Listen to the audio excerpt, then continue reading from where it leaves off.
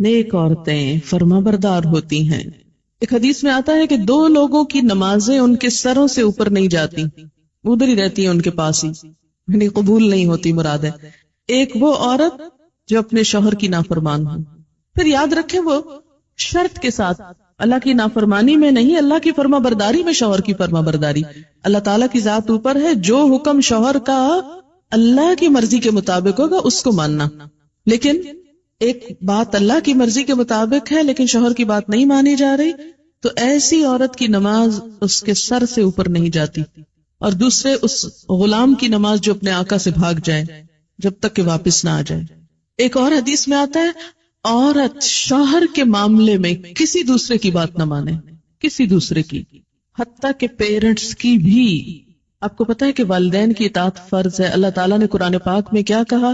اللہ کی عبادت کرو اور ماں باپ کی بات مانو. لیکن جب ایک عورت کی شادی ہو جاتی ہے تو اب اس کے لیے اس کا اصل گھر کون سا ہے؟ شوہر کا گھر ہے. اور اب اس کے لیے والدین کی اطاعت سیکنڈری ہے، شوہر کی اطاعت نمبر 1 ہو گئی ہے. پہلے والدین اس کی کفالت کر رہے تھے، اب شوہر اس کی کفالت کر رہا ہے. اب ایک نیا گھر بن رہا ہے. اس کے ڈسپلن میں کیا ہے کہ بیوی شوہر کی بات مانے، نہ کہ میکے کی ڈکٹیشن لیتی رہے روز ٹیلی فون پر. آج کل جتنے کمیونیکیشن کے ذرائع بڑھ گئے اتنے ہی مسائل بڑھ گئے. اور اس کی ایک بنیادی وجہ کیا ہے کہ اچھے مشورے تو کم ہی ملتے ہیں. زیادہ تر ٹیلی فون بھی غیبت پروموٹ کرنے کا ذریعہ بن گئے کہ اس میں جو گفتگو ہوتی ہے، کبھی آپ کراس ٹاکنگ کسی کی سنیں، بعض اوقات نہیں دل بھی چاہ رہا تھا مگر سن رہے ہوتے تو آپ دیکھیں کہ لوگ جو عمومی طور پہ باتیں کر رہے ہوتے ہیں وہ کیا ہوتی، اس نے یہ کر دیا، اس نے وہ کر دیا، اس کا یہ. تو شادی کے بعد شوہر اور بیوی کو کیا چاہیے؟ باہم ایک دوسرے کو اعتماد ملے، اپنے مسئلے مسائل باہم حل کریں. خصوصاً پیرنٹس تک معاملہ کم سے کم جائے، نہ ہی جائے تو اچھا ہے، کیونکہ بہت جذباتی ہوتے ہیں نا ماں باپ بچوں کی محبت میں، اور بچیوں سے تو خاص طور پہ بہت پیار ہوتا ہے، اتنے لاڈ سے پالا ہوتا ہے. جب وہ دیکھتے ہیں کہ بچی اگلے گھر میں خوش نہیں تو ان کی ساری خوشیوں پہ پانی پھر جاتا ہے. حالانکہ بات کیا ہوتی ہے، چھوٹی سی کسی بات پہ عورتیں جذباتی ہوتی، ذرا سے شوہر سے انبن ہو گئی، جھٹ شکایت لگا دی ماں باپ کو. اب کیا ہوا؟ وہاں جو شوہر کی عزت تھی وہ خاک میں ملی، شوہر جو ہے وہ اور باغی ہوا کہ میری عزت نہیں تمہارے میکے میں. اب کیا ہے؟ پابندی لگ گئی کہ ماں کے گھر نہیں جانا. پھر روتی عورتیں آتی، ہمارے شوہر اتنے ظالم ہیں کہ وہ ہمیں ماں باپ کے گھر نہیں جانے دیتے. کیا یہ جائز ہے اسلام میں؟ بظاہر تو واقعی ناجائز ہے، لیکن کبھی آپ کھولتے جائیں کتاب تو پتہ چلے گا کہ اصل سبب کیا تھا کہ ماں باپ سے ملنا روکا گیا. بہت سے کیسز میں ماں باپ سے شوہر صرف اس لیے نہیں ملنے دیتے کہ الٹی پٹیاں پڑھائی جاتی. ایک دفعہ عورت ہو کے آتی ہے میکے سے تو موڈ بدلا ہوا ہوتا ہے. تو ایسی صورت میں اصل حکم کیا ہے کہ شوہر زیادہ اہم ہے. اب اس کی بات مانیں. اور یہ کیوں اتنا سخت ڈسپلن رکھا گیا؟ کیونکہ جب تک ایک عورت کی وفاداری اس کے اپنے گھر سے نہیں ہوگی، گھر نہیں بنے گا. وہ بات میں ادھر بھاگی جا رہی ہے، یہ گھر خراب ہو رہا ہے. اب اس کی اہمیت، اس کی زیادہ اہم ڈیوٹی کیا ہے کہ اب وہ نئے گھر کی تعمیر کرے. اس لیے کہ شوہر نے مہر بھی دیا ہے، گھر دیا ہے، سب ضروریات پوری کر رہا ہے. اب آئندہ اللہ تعالیٰ نے ایک نئی نسل لانی ہے، ان کی تربیت ہے، ان کا کام ہے، اتنی ذمہ داریاں آنے والی ہیں. اب چھوڑو دھیان پیچھے کا، اب آگے کا سوچو. قدموا لانفسکم. تو اس لیے اور اللہ سے بڑھ کر ہمارے لیے مہربان، ہمارے لیے محبت کرنے والا، 70 ماؤں سے بڑھ کے پیار کرنے والا اور کون ہو سکتا ہے؟ یہ مشورے وہ ہم کو دے رہا ہے، یہ رہنمائی وہ ہمیں دے رہا ہے، جو بظاہر ہمیں کڑوی نظر آتی ہے لیکن اسی کڑوی گولی میں شفا ہے. بظاہر انجیکشن تکلیف دہ ہوتا ہے، اس کا نام سن کے ہی ہم بدمزہ ہونے لگتے ہیں، لیکن اس کے بغیر صحت نہیں ہو سکتی. فالصالحات قانتات. دوسری خوبی حافظات للغیب بما حفظ اللہ. حافظات، حافظتن کی جمع. حافظ حفاظت کرنے والا، حافظہ حفاظت کرنے والی. یہ قرآن کے حافظ بھی نا کہ قرآن کی حفاظت کر دی انہوں نے. حفظ اسی لیے کیا جاتا ہے نا کہ اگر کتاب ختم بھی ہو جائے کبھی تو سینوں میں موجود ہو حفاظت کے لیے. تو حافظات حفاظت کرنے والیاں ہیں. کس چیز کی حفاظت کرنے والیاں ہیں؟ للغیبی، غیب کے لیے، یعنی غائبانہ طور پر. غیب میں لام بمانا فی ہے، یعنی شوہر کی غیر موجودگی میں، شوہر کی عدم موجودگی میں. حفاظت کرنے والی ہیں. سب سے پہلے اپنی عزت کی، اپنی جان کی، اپنی شرم و حیا کی. یہ نہیں کہ ایک عورت دیکھے شوہر گھر پہ نہیں تو وہ غلط کام شروع کر دے، یا شوہر دیکھ نہیں رہا تو دوسرے مردوں سے غلط تعلق قائم کر لے. نہیں، اچھی بیوی کی خوبیوں میں کیا تھا کہ وہ اپنی عزت و آبرو کی حفاظت کرے، یعنی شوہر کہیں چلا جائے تو اس کے پیچھے اپنی عزت و آبرو کی حفاظت کرے. حافظات. تو سب سے پہلے اپنی عزت و آبرو، شرم و حیا کی حفاظت، کہ کوئی دوسرا مرد اس کی زندگی میں نہ آئے، نہ اس کے خیالوں میں، نہ اس کے خوابوں میں، نہ اس کی اور کسی چیز میں. Sub out. محسنات، قلعہ بند. اسی لیے کہا گیا کہ اب وہ ایک شوہر کے حصار میں ہیں، ایک شوہر کے قلعے میں ہیں. محسنات، سب دوسرے مرد باہر. اب آپ دیکھیں کہ سب سے پہلی چیز تو عزت کی حفاظت ہو گئی. نمبر 2، رازوں کی حفاظت. شوہر اور بیوی کی جو تنہائی میں گفتگو ہو اس کو ڈسکلوز کرنے سے منع کیا گیا ہے، کہ وہ باہر جا کر سہیلیوں میں وہ قصے نہ سنائے. یہ کیوں منع کیا گیا؟ اس لیے منع کیا گیا کہ عموماً پھر کیا ہوتا ہے، دوسری خواتین اپنے شوہروں کو کمپیئر کرنے لگتی ہیں اور اس طرح گھروں میں فساد اٹھتے ہیں. وہ فلاں کا میاں تو ایسا اور تم ایسے میرے پلے پڑ گئے. ایک حسرت و یاس اور ایک مایوسی کی کیفیت. اس لیے خاص طور پر تنہائی کی باتیں، راز کی باتیں جو محض شوہر اور بیوی کے درمیان ہی ہو سکتی ہیں، ان کا ذکر کہیں اور نہ کیا جائے. کسی گہری سے گہری دوست کو بھی کوئی ایسا قصہ نہ سنایا جائے. حافظات للغیب. پھر تیسری چیز، مال کی، گھر کی حفاظت. پیسے ضائع نہ کرے.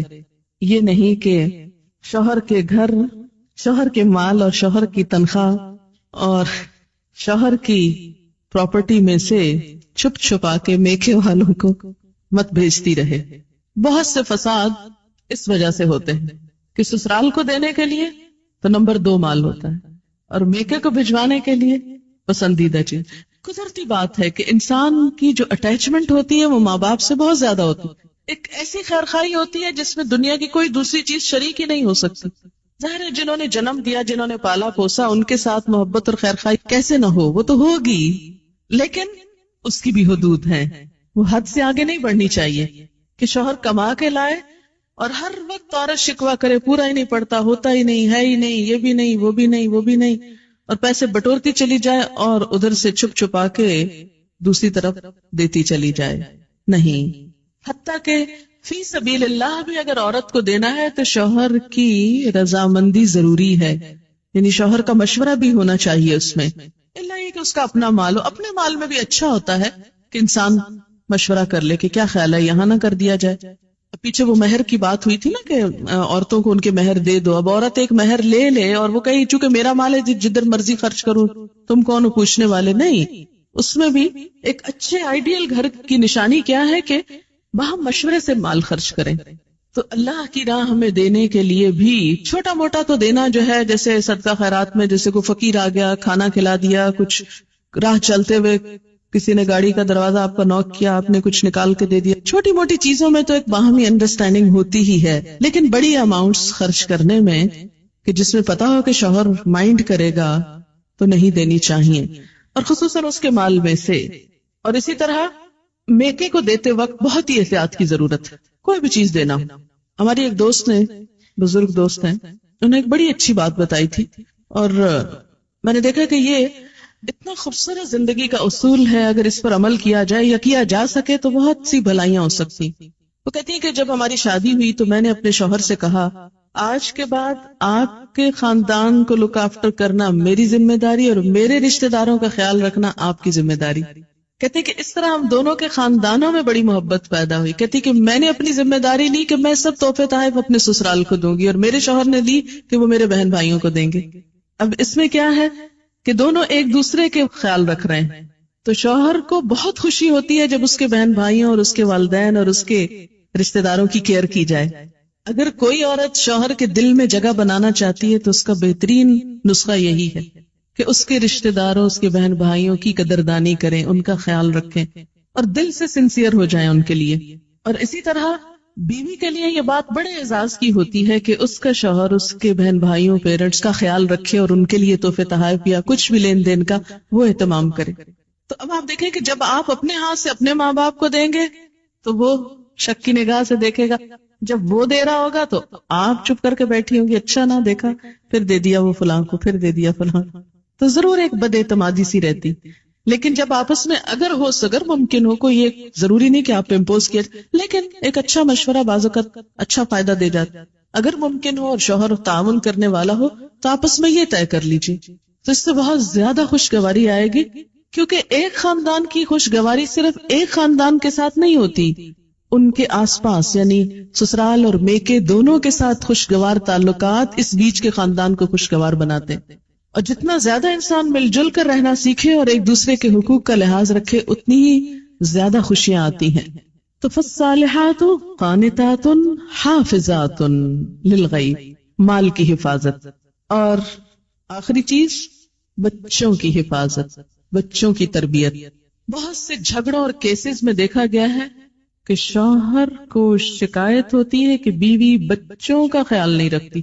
کئی باپ بچوں کے معاملے میں بہت ٹچی ہوتے ہیں، بہت سینسیٹیو ہوتے ہیں، وہ ماں سے بھی زیادہ بڑھ کر ماں بنتے ہیں ان کے لیے، اور چھوٹی چھوٹی چیز میں اس کو دوا پلائی ہے کہ نہیں، اس نے کھانا کھایا ہے کہ نہیں، ہر وقت ان کا دھیان بچوں میں ہوتا ہے. بہت اچھی بات ہے.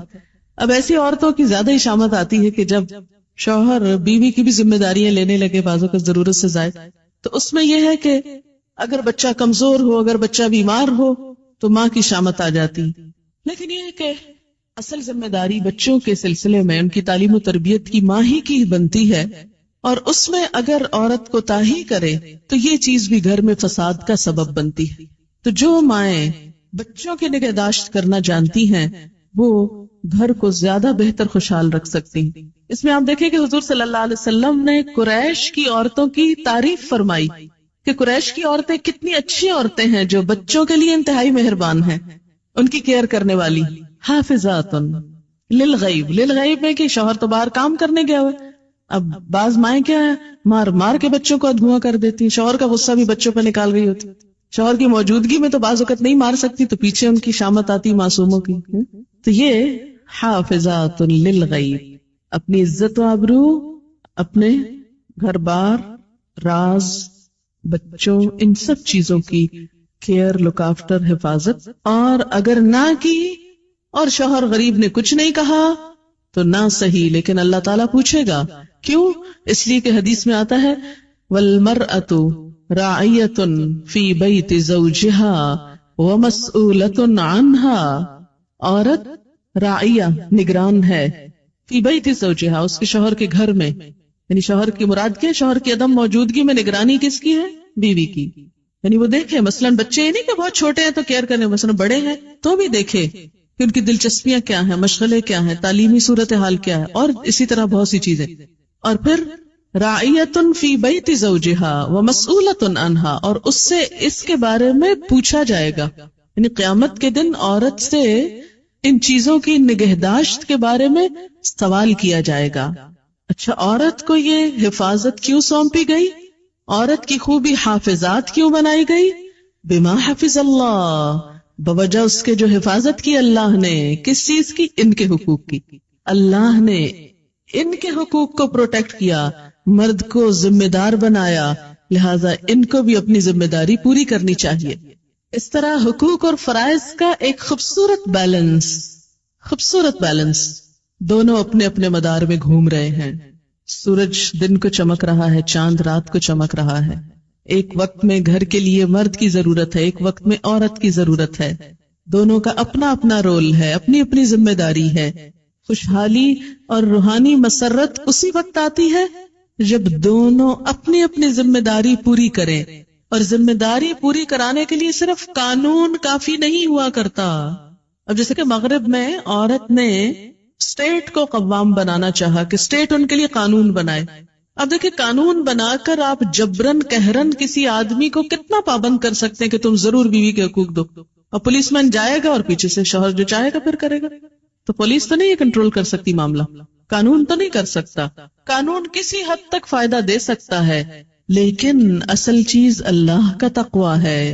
جب تک معاشرے کے اندر خدا کا خوف نہیں آتا، نہ ایک عورت وفادار ہو سکتی ہے اور نہ ایک شوہر ذمہ دار ہو سکتا ہے.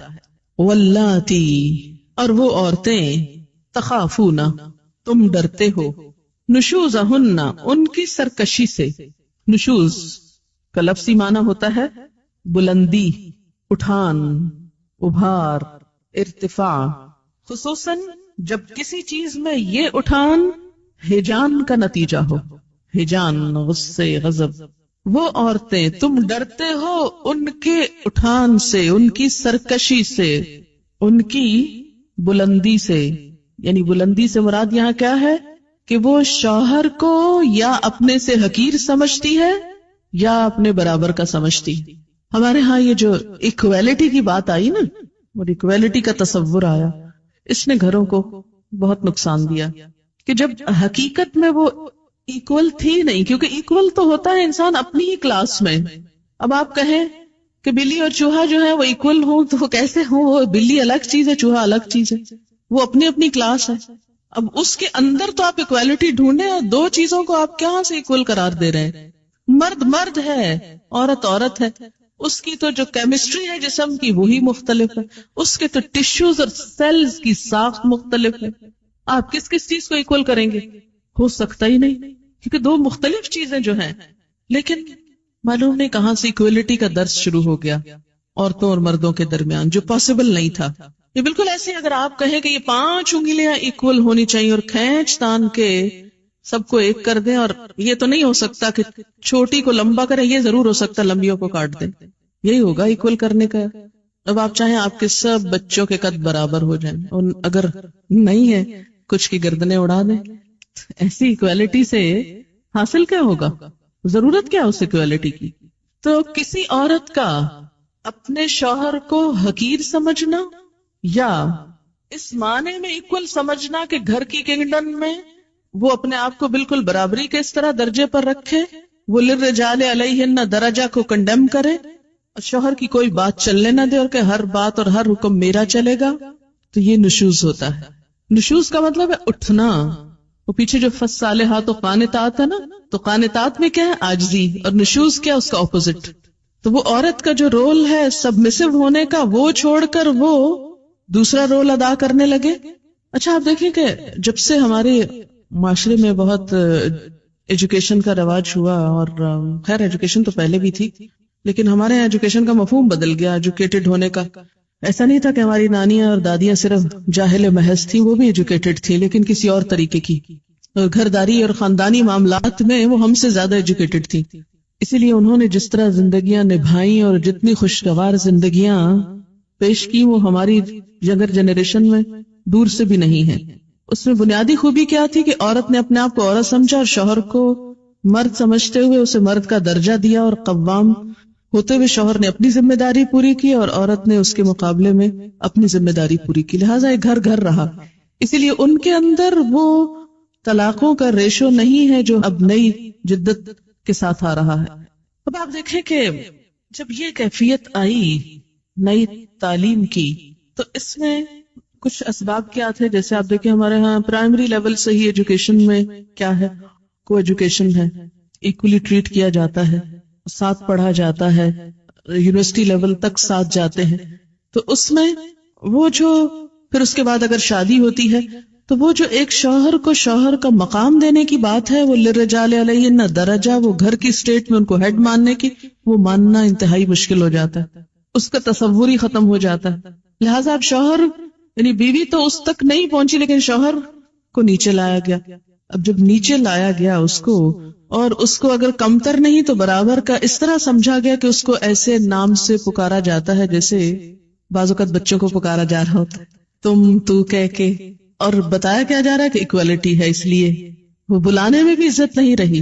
اب دیکھیں کہ یہ رویے ہیں، معاف کیجیے گا اگر آپ میں سے کوئی بہت ہی فرینک ہے، فری ہے تو ضرور رہیے، لیکن جو ایک صورتحال ہونی چاہیے میں اس کی بات کر رہی ہوں. آپ ٹوٹلی ڈس ایگری بھی کر سکتے ہیں، لیکن مجھے تو حق بتانا ہے، شرمانا نہیں ہے. تو آپ دیکھیں کہ جب سے نام اس طرح پکارا جانے لگا کہ جس میں کوئی عزت آبرو، یعنی کہ نام مثلاً اگر شوہر کا نام زید ہے تو اس کو زید اس طرح کہہ کے بلایا جائے جیسے بیٹے کا نام زید ہو تو اس کو بلایا جا رہا ہے. اسی ٹون میں، اسی ہی انداز میں، اسی ہی سٹائل میں. تو یہ صرف نام پکارنا ہی نہیں ہے، یہ ایک رویے کا اظہار کر رہا ہے، ایک رجحان کی بات ہو رہی ہے، ایک تعلق اور ایک انداز کی بات ہے جو ایک بلانے کے انداز سے لے کر پھر باقی سب معاملات میں ساتھ چلتی. تو اسی لیے ہماری نانیاں اور دادیاں جب کہتی تھی مننے کے ابا اور منی کے ابا اور اس کے، تو اگرچہ ہمیں بہت آکورڈ لگتا ہے وہ سب کچھ. پھر ایک جنریشن تو مننے کے ابا کہتی تھی، اگلی کہتی صاحب کا ساتھ نام لگاتی تھی، شوہر کے نام کے ساتھ صاحب. اب اگلی جنریشن نے صاحب بھی اڑا دیا، اور معلوم ہی آئندہ کیا ہونے والا ہے. ہو سکتا ہے نک نیم سے پکارا جانے لگے، اور شاید پکارا بھی جاتا ہو. ٹھیک ہے، اگر آپس میں فرینکنیس ہے تو کوئی حرج